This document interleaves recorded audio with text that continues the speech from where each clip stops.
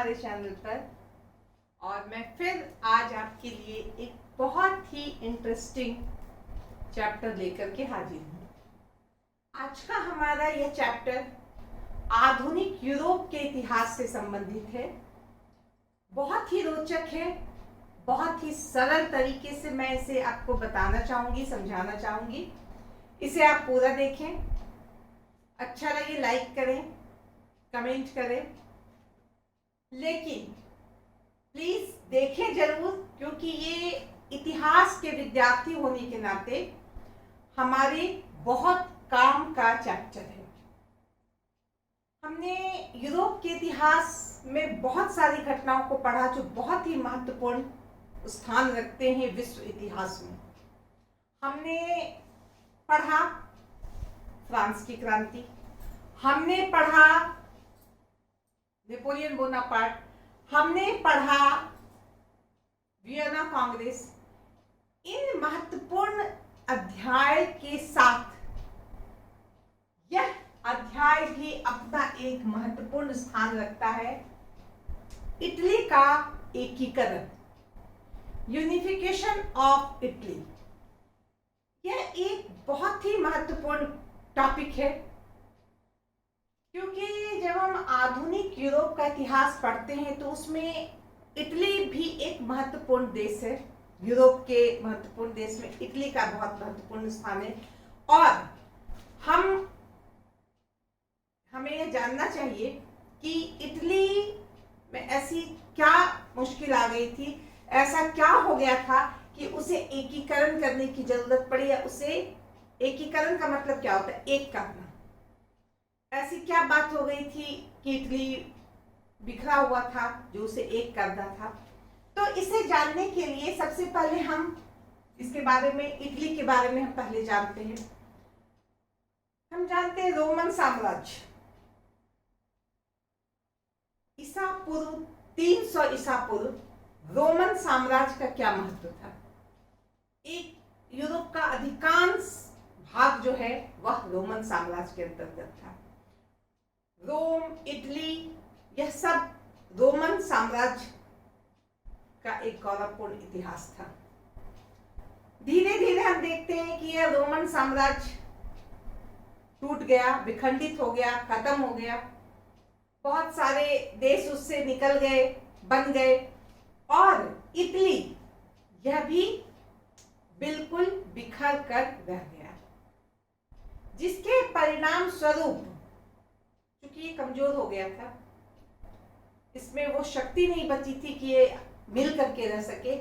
इसका क्या परिणाम हुआ कि अलग अलग देशों ने, फ्रांस ने, ऑस्ट्रिया ने, जिसे जहां मन किया इटली के क्षेत्रों पर उन्होंने अपना अधिकार कर लिया, और उसके अंतर्गत, उन राजवंशों के अंतर्गत इटली के यह राज्य शासित होने लगे।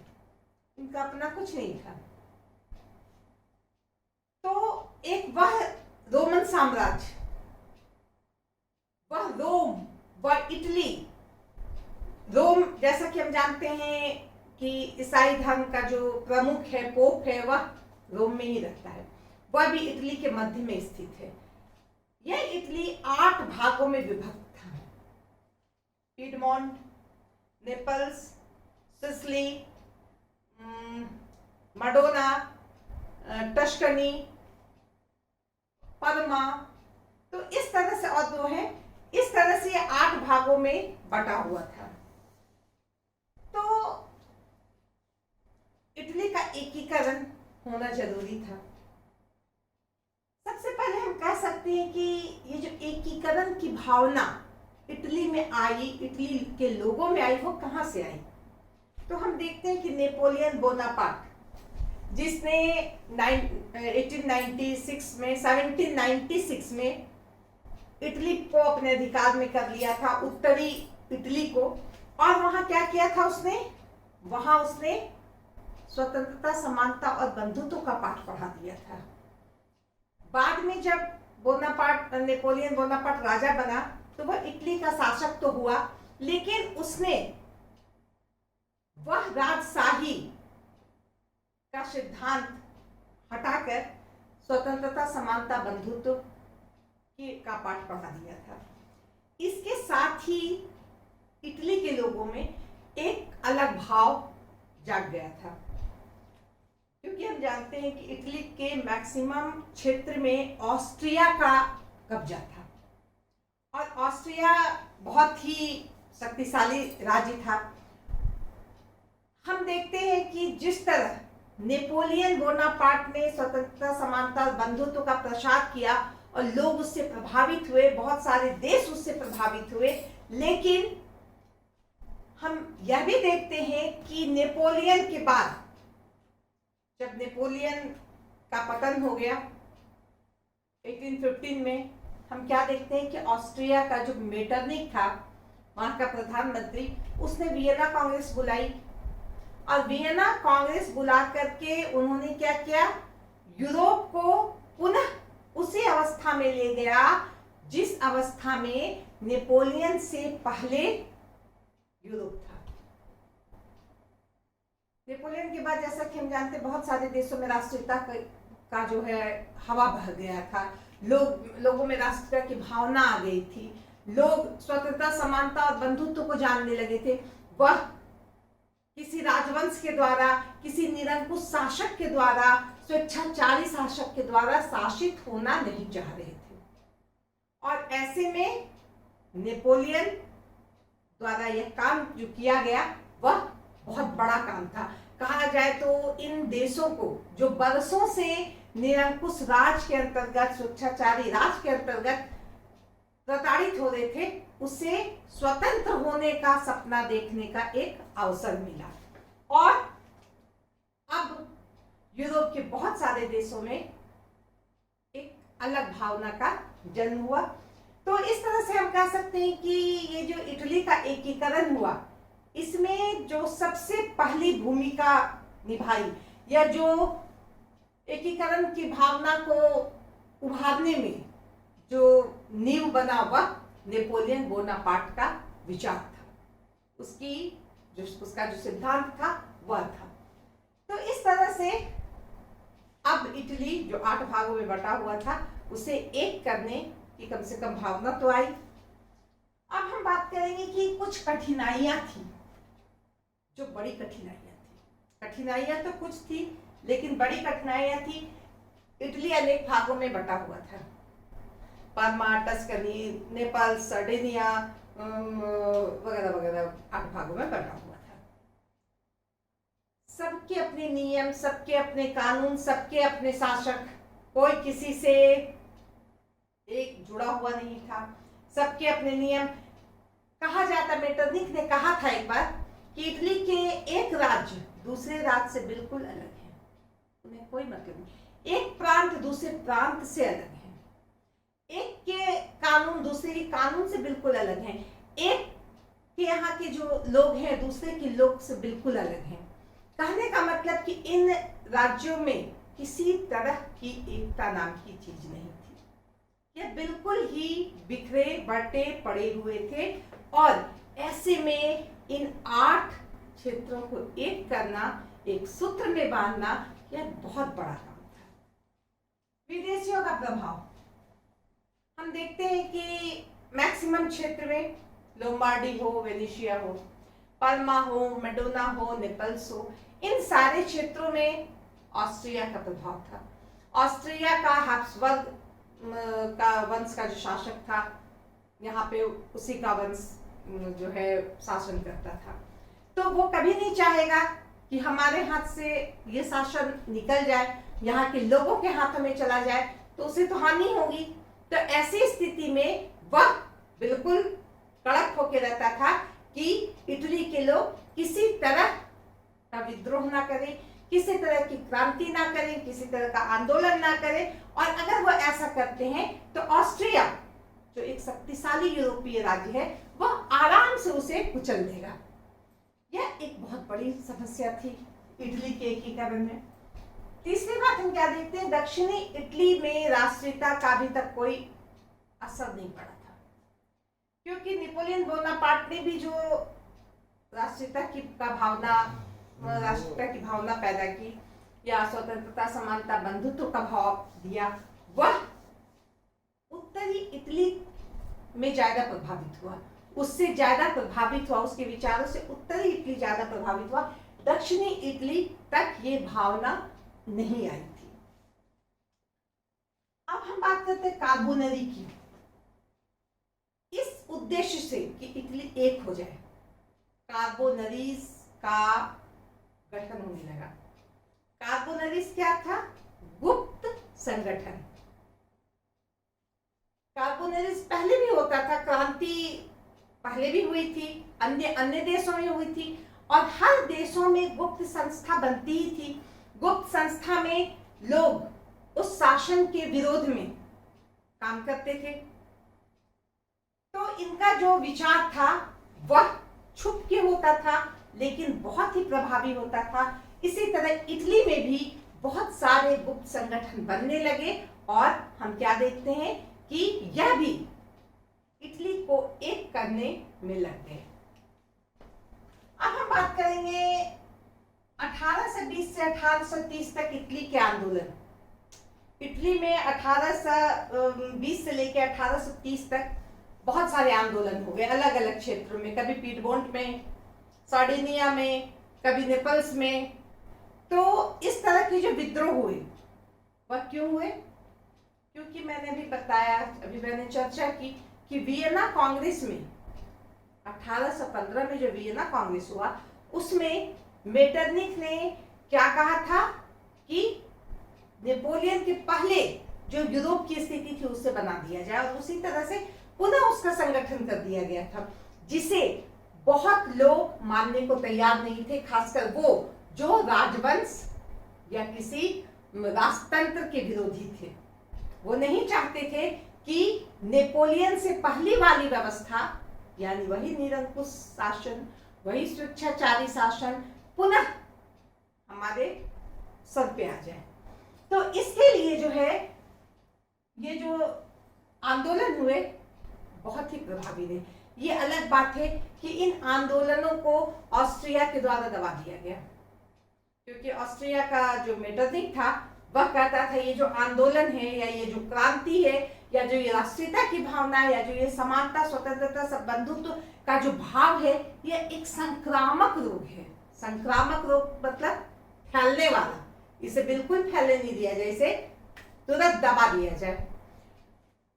अब जब इस तरह की बातें होने लगी, जिस तरह से ऑस्ट्रिया पीडमोंट का, नेपल्स का विद्रोह को दबा दिया सिसिली का, कि ऐसी भावना को दबा देना चाहिए, राष्ट्रीयता की भावना को दबा देना चाहिए, तो इसका परिणाम क्या हुआ कि और इन लोग उग्र हो गए और इन्होंने आपस में मिलना शुरू कर दिया। नेपल्स हो, सार्डिनिया हो, परमा हो, मडोना हो, सब आपस में मिलने लगे कि हमें एक होना होगा, तभी हम ऑस्ट्रिया को, सबसे बड़ा दुश्मन हमारा ऑस्ट्रिया है, अगर हम ऑस्ट्रिया को हटा दें, यहाँ से भगा दें, अगर हम ऑस्ट्रिया को हरा दें तो हमारी जीत निश्चित होगी। तो एक प्रकार से यह उसके लिए पॉजिटिव ही रहा। ऑस्ट्रिया ने तो ये सोचा कि इसे दबा दिया गया, लेकिन हम क्या देखते हैं कि इन राष्ट्रों ने इसी बहाने एक होने का उसे एक रास्ता मिल गया। इस तरह से हम देखते हैं कि इटली के एकीकरण में ये सारा कड़ी जुड़ता गया। राजनीतिक दल, बहुत सारे राजनीतिक दल की स्थापना हुई। 3 मुख्य राजनीतिक दल, पहला जो था एक गणतंत्र को मानने वाला, दूसरा पोप के अंतर्गत शासन करने वाला, पोप के अंतर्गत, तीसरा सार्डिनिया के अंतर्गत। 3 तरह के राजनीतिक दल हो गए।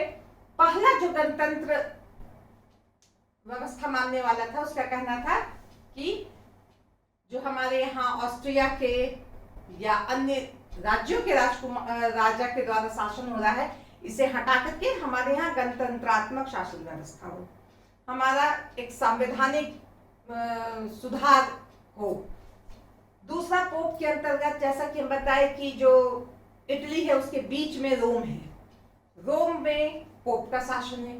तो कुछ लोगों का कहना था कि पोप के अंतर्गत पूरे इटली को किया जाए। तीसरा था सार्डिनिया। सार्डिनिया का जो राजा था वह इटली का था, इटली का आदमी था। इसीलिए यह भी विचार प्रस्तुत रखा गया कि इसके अंतर्गत ही पूरे राज्य को एक किया जाए। अंततः यही वाला फाइनल भी हुआ, लेकिन इसके अंतर्गत हम देखेंगे बहुत सारी कठिनाइयां आई, बहुत सारे काम हुए, बहुत सारे जो क्रांतिकारी थे, राष्ट्रभक्त थे, उन्होंने अपना योगदान दिया, जिसमें आज मैं बात करूंगी मेजिनी की।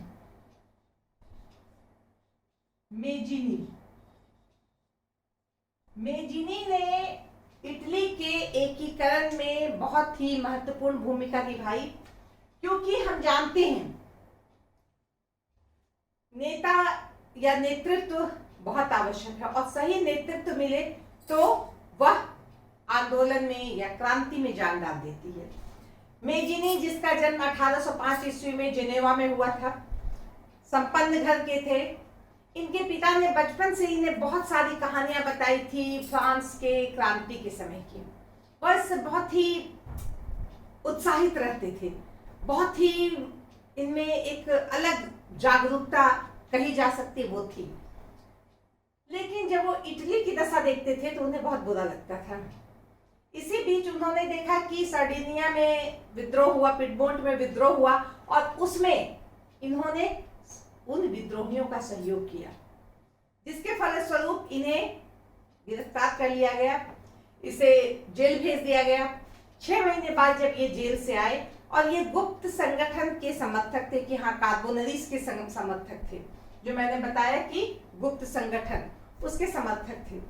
लेकिन जब वो जेल से आए तब उन्होंने सोचा कि ये गुप्त संगठन से ही इटली का एकीकरण संभव नहीं है, उसके लिए कुछ और करना पड़ेगा।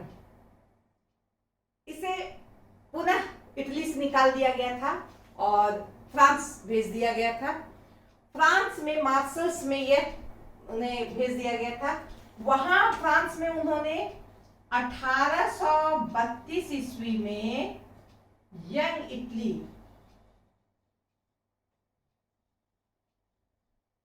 इटली नाम की एक संस्था की स्थापना की। यंग इटली नाम की एक संस्था की स्थापना की।